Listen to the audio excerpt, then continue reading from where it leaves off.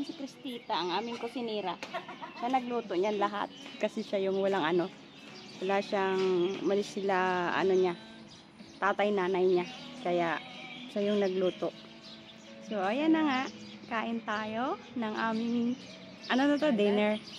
Wala yung ibang mga, ano, friend kasi di off ngayon is weekend. Sabado. So, araw ng linggo. So, wala sila guys. So, ayan, kakain kami. Thank you for watching everyone. Salamat. Hey guys, picnic kami. Ayan yung aming food, hishda. Eto, alumahan. Yan, galunggong. May hotdog, sausawan. Alumahan ang tawag nito langga. Makarel. Ayan, meron kaming gulay, lutong bisaya at may kanin kami isang kaldero.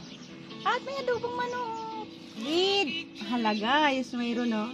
Corona. Oy! At mayroong yan ko, panulak. Ayan. Saka panghimagas na. Sana yun?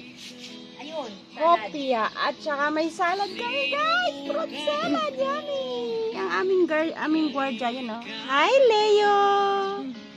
At ito yung aking mga friends guys. Hello. Ayan. Si Christy. At ang aming ate Susan. Na laging nagmamahal sa amin always.